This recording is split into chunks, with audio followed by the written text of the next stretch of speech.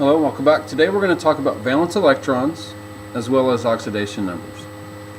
Now, in past lessons we've just recently looked at nuclear notation, which confused a lot of you because it's involved some things that we're going to kind of learn about now. So last time when we practiced nuclear notation, it was more about reading the periodic table and learning how to do the notation. Today we're going to learn how an atom can have an electric charge and why it will have an electric charge. So first we got to review some things about electrons. So what's an electron?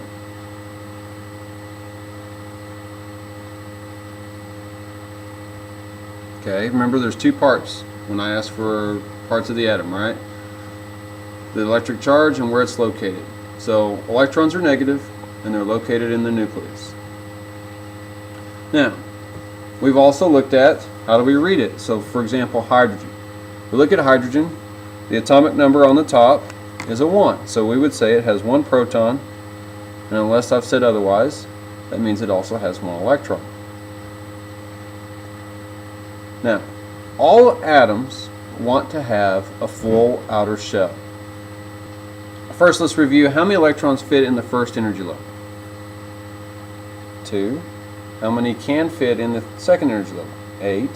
How many can fit in the third? 18. And then we have 32.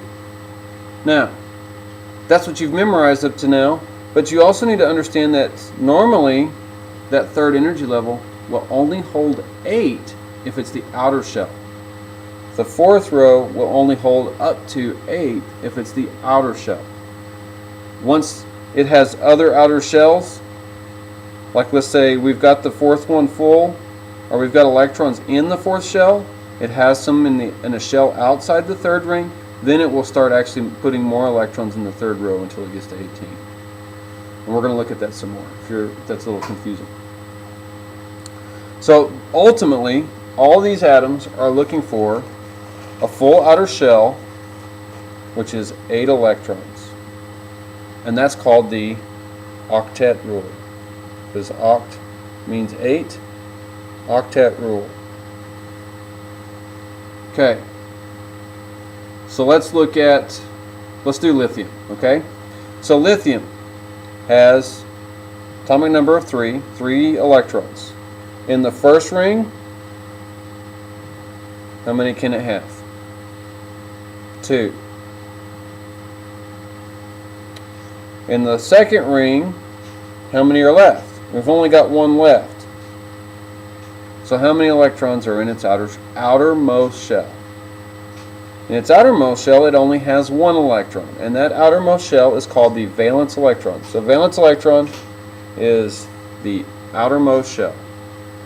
Valence electrons are the outermost shell electrons. So lithium only has 1 valence electron. Now, what I want you to notice is lithium is in column 1. So guess what? Column 1 means it has 1 valence electron. Let's look at sodium. If I take sodium, and let's draw it. Sodium has 11 electrons. So I've got first ring holds up to 2. Second ring holds up to 8. 1, 2, 3, 4, 5, 6, 7, and 8. Okay, so 8 plus 2 is 10. Well, I have a total of 11, so 11 minus 10 means I have 1 more left, right? So that goes in the third ring. So notice, sodium is in the third row, so its outermost ring is in the third energy level. Okay? And it's in column 1, so it has 1 valence electron. Let's jump over and let's look at carbon. Carbon has how many electrons? Okay. In your notes, draw what you think an atom of carbon will look like. And put them in where you think they should go in the rings that it should have.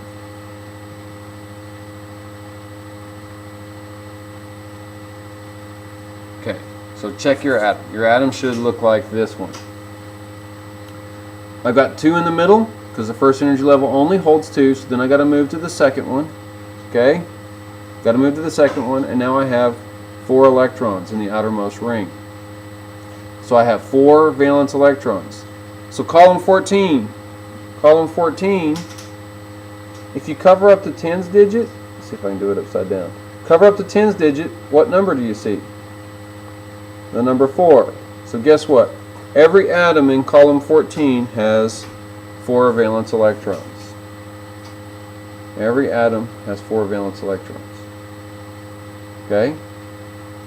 So let's look at, so here's the shortcut for figuring valence electrons. Column 1 has 1 valence electron. Column 2 has 2 valence electrons. We skip the middle ones. We skip these down here, the transition metals, because they can actually change their valence electrons. Okay, they change depending on who they're bonding with. And then we skip over here to column 13, which my number's been erased. So column 13, we cover up the 10 digit. So we cover up the 10, and what are we left with? A 3. So that column has 3 valence electrons. Then we cover up the next one. Okay, 4 valence electrons. Then we cover up the next one, 5 valence electrons, 6 valence electrons, and then 7 valence electrons. The last column has 8 valence electrons. Now, you're going to practice this, finding the valence electrons for a bunch of atoms. So let's try one real quick together. Find phosphorus, right here, letter P, okay, and that should be, what letter is that, or what atomic number is it? Atomic number 15. Number 15 on your chart, how many valence electrons does it have? Be careful, not 15, but 5 valence electrons, because it's in column 15. Okay, how about astatine down here at the bottom? Number 85. Number 85. How many valence electrons? Be careful. Cover up to 10. Cover up to 10, and you should only have 7 valence electrons. If you want to draw that out and prove it to yourself, then go ahead and do that. Now, this is important to us because, like we said, the octet rule a second ago, these atoms are going to lose or gain electrons so that they have 8 or a full outer shell. So if they have a full outer shell, then they're going to become stable. So let's go back to our lithium. We have our lithium atom with 2 electrons in the first energy level, 1 electron in the outermost ring. So it has 1 valence electron. It's in column 1, 1 valence electron. Now, it wants a full outer shell. It could either add 7 more electrons, 1, 2, 3, 4, 5, 6, 7, or instead of adding 7, I could actually take the one we already had and have, in this case, only 2. But is this a full outer shell? Yes. Okay, now which was easier, to erase 1 or to pick up 7 more? If you're lazy like me, it was a lot easier just to erase 1. Okay, so it's going to lose an electron. So lithium had 3 protons and 3 electrons, and then we just took one of those electrons away. What's the electric charge of lithium? 1 more positive than negatives, so we have Li 1 plus. Okay, this electric charge is called the oxidation number.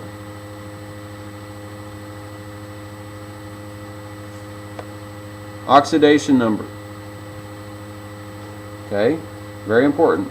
1 plus, oxidation number. Now, let's look at column 2, magnesium.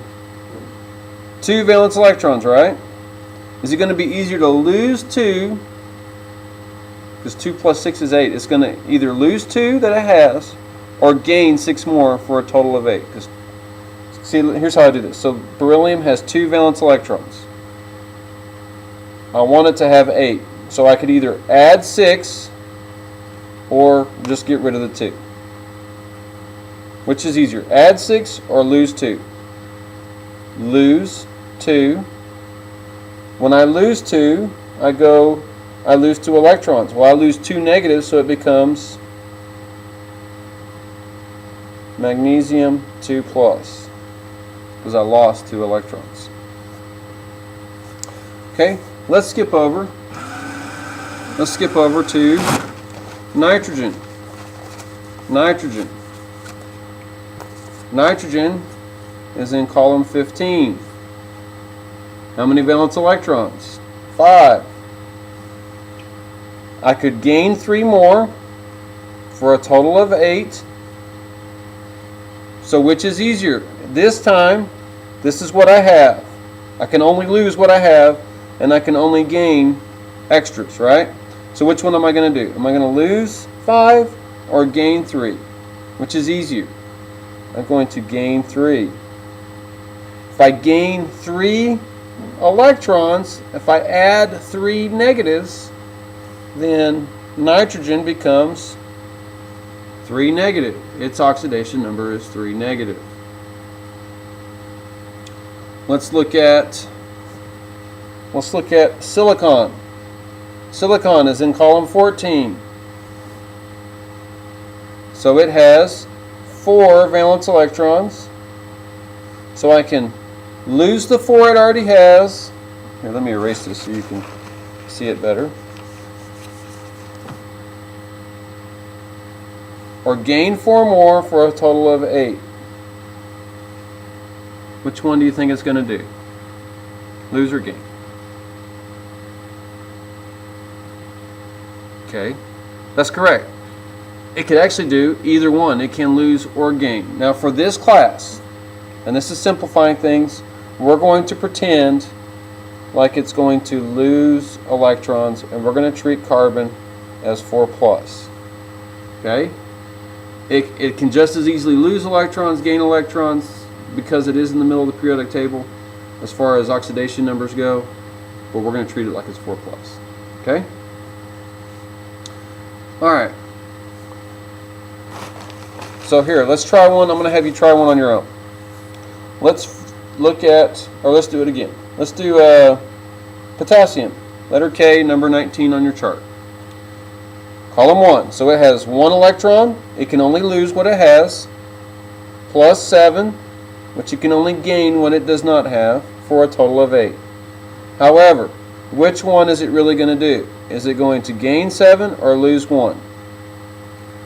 Oh, I'm going to lose 1 because it's easier. If I lose an electron, what's left over? A bunch of positives. So potassium becomes 1 plus. Okay?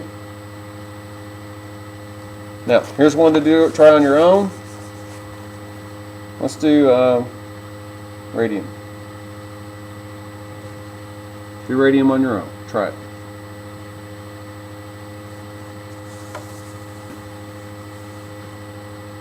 I'm going to lose 2 because it's a lot easier to lose 2 than to gain 6. Now, if you're confused by this positive 2, how did I get 2 plus? We are losing 2 negatives. If you minus a negative, it's the same as plusing a positive, so we get a positive 2. That's a shortcut to help you remember that. Okay? What we're really doing is we're losing negative charge, we're losing electrons, and what's left in the atom? 2 extra positive protons in the nucleus. And that's where the 2 plus comes from. But if it helps you remember it faster and do it a little easier, remember we're losing negatives. So minus a negative equals a positive. Okay? And over here, if we're gaining negatives, so plus a negative is equal to a negative number. Some of these atoms, like we said, these right here in the middle, those right there is no valence electron or oxidation number that we can read just off the periodic table. I have to give it to you. Now, how I'm going to give it to you is I'm going to give it to you in Roman numerals. So let's do a quick refresher on our Roman numerals. Roman numeral 1, Roman numeral 2, I, Roman numeral 3, and then IV. Okay, the V stands for 5, and if the smaller number comes in front of the V, we subtract, so it's actually 4. So if you just memorize 1, 2, 3, and 4, that's the numbers you're going to see with some of these down here. So let's start with iron, because iron is one we like to use a lot. Iron will come with a Roman numeral 2 or with a Roman numeral 3.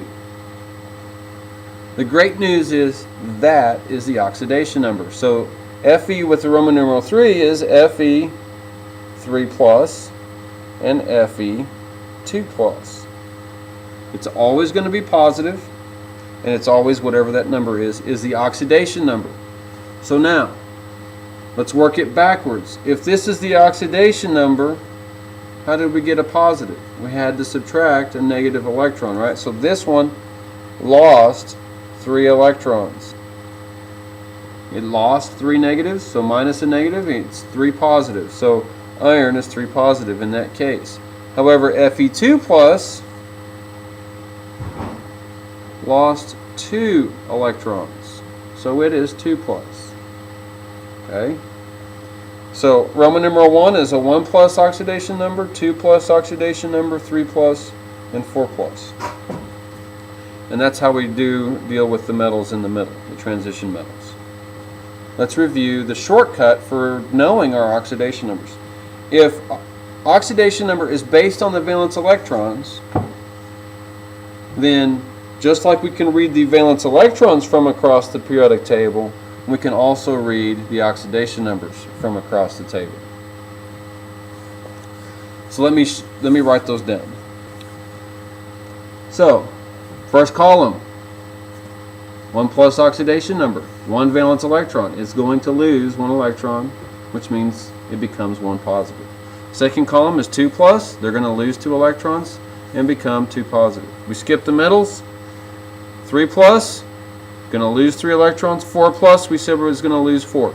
This one becomes 3 negative, so why is it negative? Okay, come on, why is it a negative? Because it had to gain electrons. Same here, 2 negative, 1 negative, and 0. Why is this one 0? How many valence electrons does this column have, this last one? It's column 18, and cover up the 10, and it only has 8 valence electrons. So does it want any more electrons? No, it has a full outer shell. Okay, so that's why its oxidation is 0. It's not going to lose or gain electrons.